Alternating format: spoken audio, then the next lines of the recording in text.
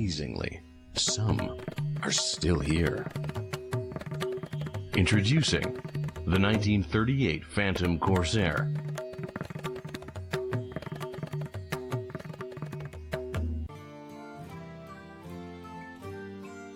The spectacular toy of a millionaire playboy. He was looking for something that was going to be unlike anything on the streets in Hollywood.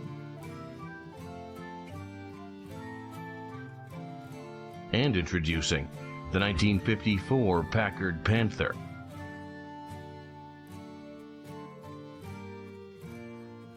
A formidable piece of fiberglass. The car was 17 feet long, and they didn't have any ribs or anything much in the car for strength, so they had to make it an inch thick.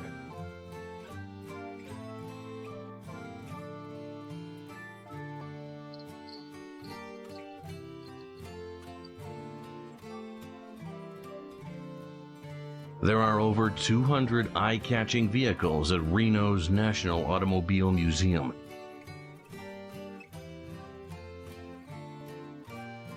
But there is one long, low, black car that grabs your attention with a clenched fist and doesn't let go. It sucks the air out of the room. It's a dynamic presence. It's just a showstopper. People are just shocked and amazed and in awe of the automobile. It is the 1938 Phantom Corsair, and it is unlike anything that has ever come before or since.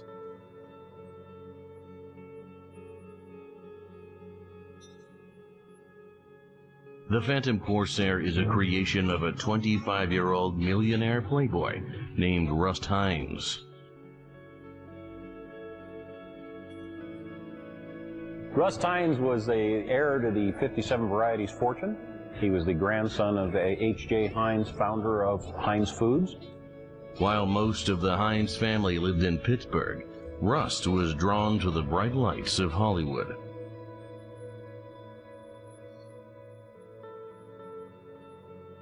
He was driving a 1936 Cord. Now he decides he wants something even flashier than that, so he sketches out on a cocktail napkin this long, sleek, aerodynamic vehicle. Takes the drawings and such to Bowman & Schwartz in Pasadena, California. They were a noted coach builder, built many high-end automobiles for the rich and famous. They take Rust's 36 Cord, they strip the drivetrain out of it, the rear axle and the instruments, and they throw the rest of the car away. So literally from the tires up, this automobile has been built there in Pasadena. He's not taking styling cues from anything else on the road or anything anybody's even thinking about building. This is an entirely personal design.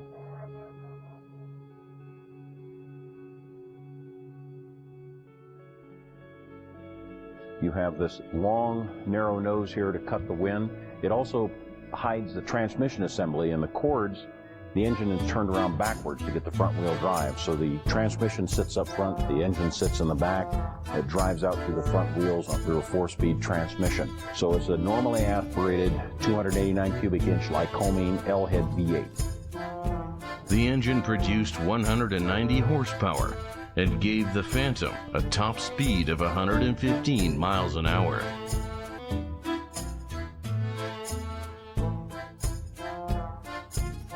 There is very little chrome on the car.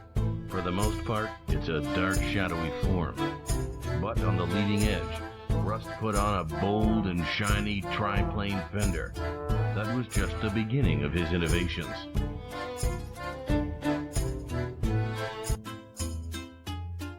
To get this aerodynamic look and a nearly teardrop shape to the automobile, the car is widened in the front end, flip over the front wheels.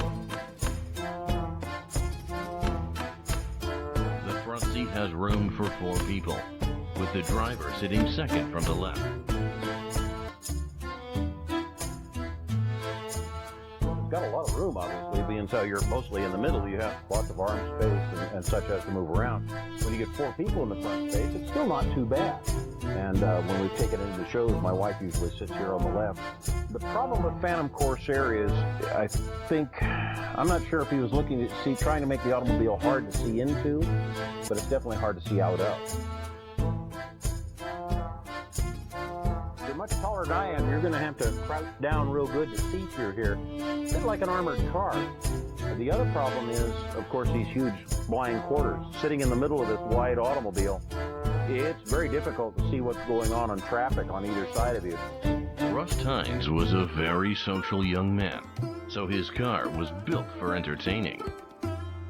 The interior, all leather, lined in cork for silencing and heat insulation. There's 2 seats in the back for passengers to face to the rear, so it's actually a 6-place automobile. So they would climb over the top and face the rear. There's also cabinets mounted on both sides, liquor cabinets and tumbler dispensers and such for the personal items there. The style didn't stop there. The Phantom Corsair was built to impress, both coming and going. Quite possibly my favorite angle on the automobile is from the rear, taking in this boat tail and the way the pontoon fenders mold into the automobile here. The enclosed license plate, the singular exhaust tip, and again the triplane bumper. The car often gets compared to the Batmobile, but it actually predates the Dark Knight's first car by 3 years. So rather than Rust stealing from the comic books, it's more likely that it happened the other way around.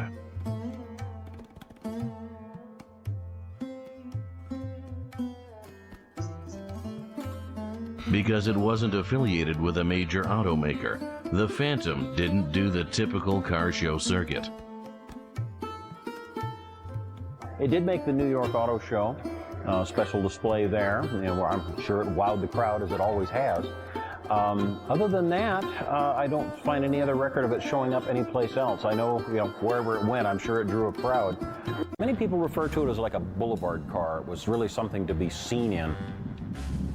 Rust made sure he was seen in it, parked out front of Beverly Hills nightclubs and cruising up and down the Sunset Strip.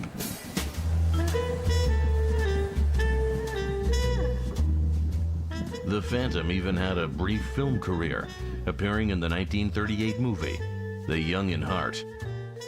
You mustn't hit anything when we're going this fast, darling. They do some interesting special effects in that movie. So you appear to walk into the Flying Wombat dealership, as it was called in the film, and it appears like there's 8 or 10 of the automobiles sitting on a showroom floor, but there was only ever one. Having multiple Phantom Corsairs lined up in a real dealership is exactly what Rust had in mind. He went so far as to make a brochure and discuss it with the folks at Bowman and Schwartz, what would be the possibility of recreating the automobile. It was a $25,000 car to build for himself, which is a huge amount of money.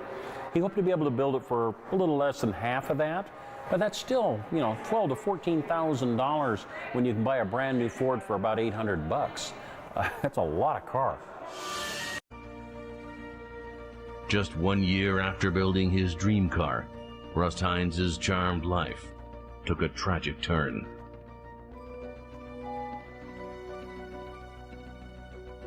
They're coming back late at night in an open car. Somebody's hat blows off and the driver decides to make a U-turn and go back and get it.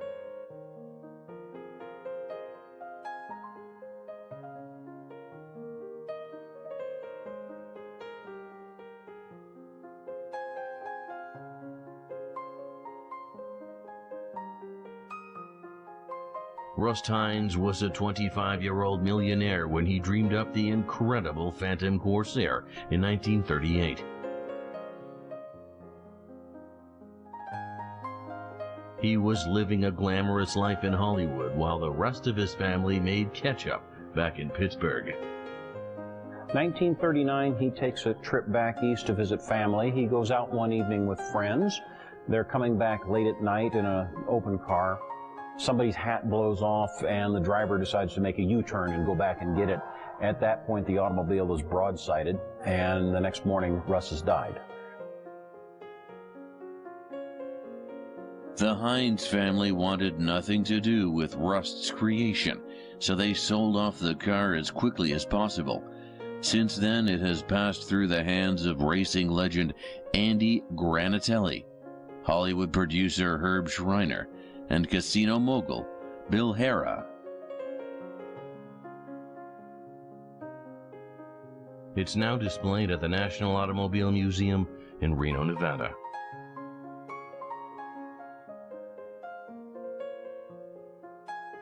There's a lot of aerodynamic designs, a lot of sleek, low-profile automobiles, but it's hard to come up with anything that compares with that machine.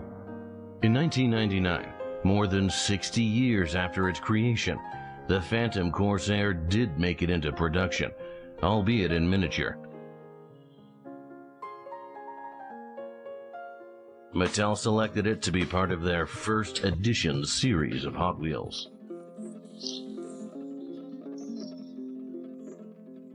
Even more recently, the car has attracted a new generation of fans, thanks to an appearance in a video game. It appeared in the LA Noire game, and then it brought a whole group of young people in that were looking just for that automobile because they'd found out it was from the game where it was. Popular with the young and old, the Phantom Corsair is one of the most famous concept cars in the world.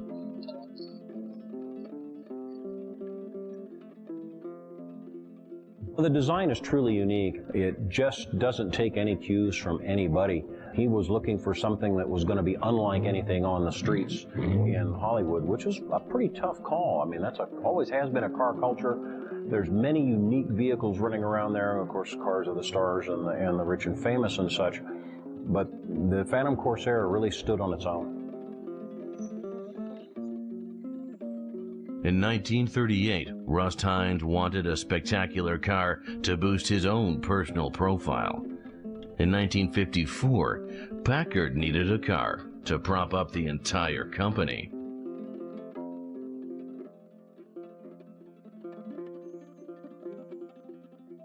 Like the cat it's named for, the Packard Panther is long, sleek, but no matter how fast it drove, it could never outrun the company's financial problems.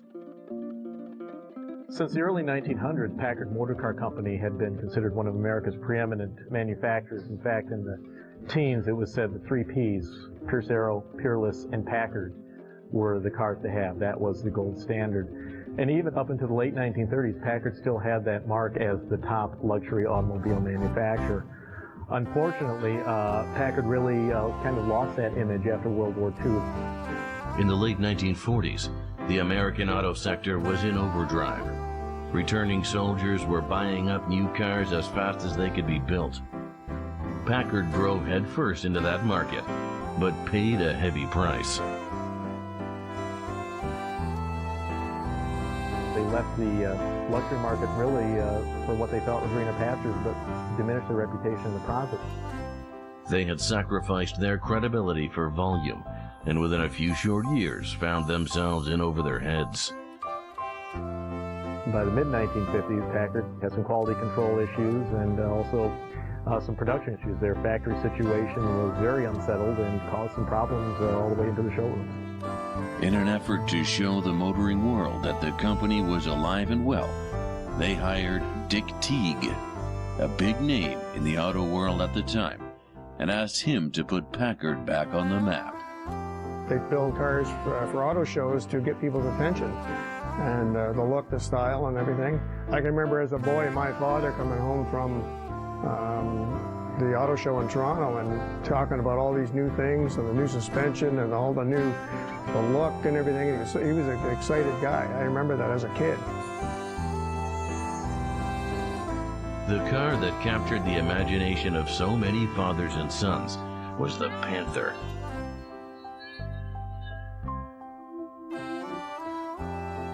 It was unlike anything Packard or any other company had ever created. It's a two-seat roadster with a low, sleek body. The top of the front wheel wells are flattened over the top of the tires to further lower the car's profile. The rear wheels are partly covered with skirts adding to its aerodynamic looks and its performance. The Panther was also the first Packard to employ a wraparound windshield, something they included in their production models the very next year. Under the hood, Packard lived up to its reputation for power and performance.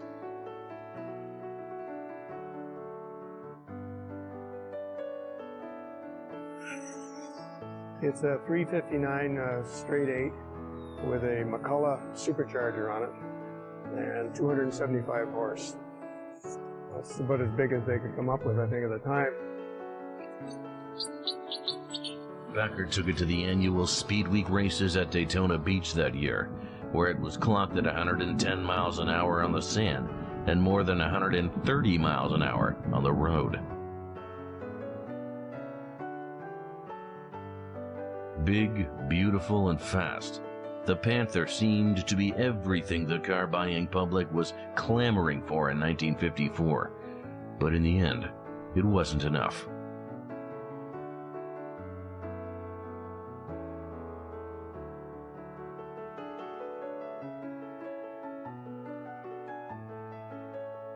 For the first half of the 20th century, Packard was one of the most respected brands in the car business.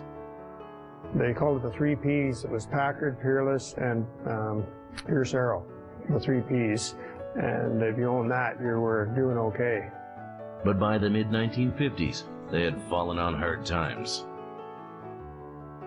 When the war was on, they were busy building equipment, and maybe they didn't pay attention to the style, and they just went ahead and started building cars again without upgrading their look.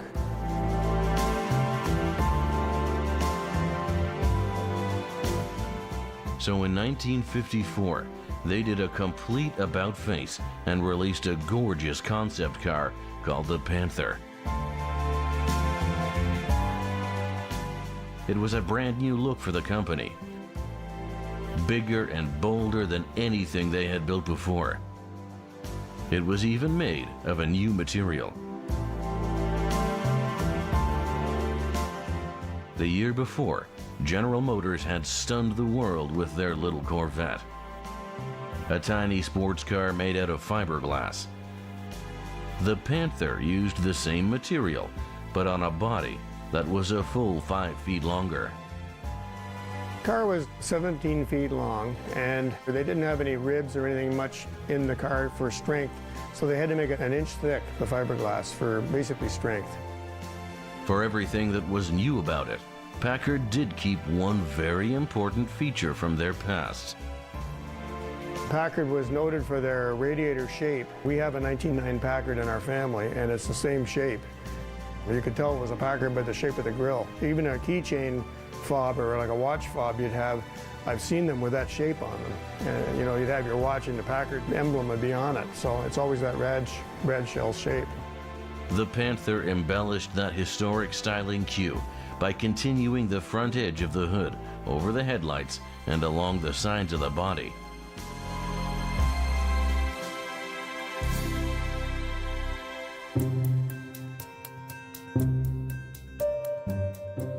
They built 4 show cars, identical except for their painting schemes, and toured them around the country. The cars were wildly popular, maybe too much so. Riding high on the concept's popularity, Packard bought out Studebaker, another struggling automaker. This new acquisition proved to be more than they could handle. Studebaker and Packard merged, and they were both failing, and they were trying to survive. They thought they could help each other, and they did do their best. They tried, and they made some nice cars, but the public didn't think so, and it failed.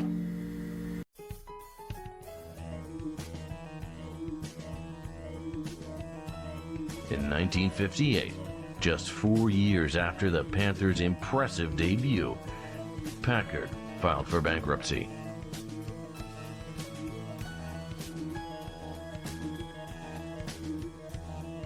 That left the Panthers as orphans. They were sold off with the company's assets and disappeared into private collections.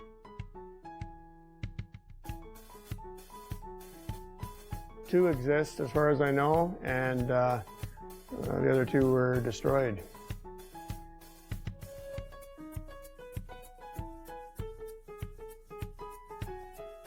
You know, to see that any show car from that period survived is a miracle. So many times these things would be taken back and, you know, cut up for scrap, and that's, you know, more often than not, that's what happened. The silver one recently sold at auction for $900,000 to a private and secretive owner.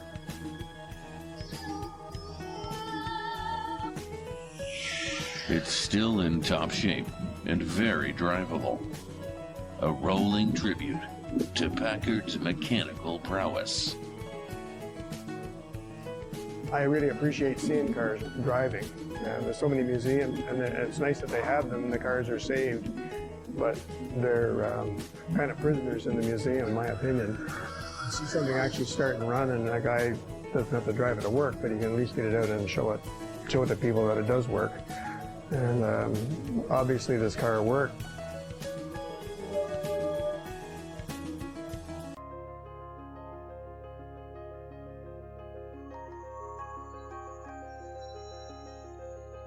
The Phantom Corsair and the Packard Panther were both very large cars with powerful engines. But both cars proved to be powerless, as they were caught up in events much larger than their own impressive frames and motors.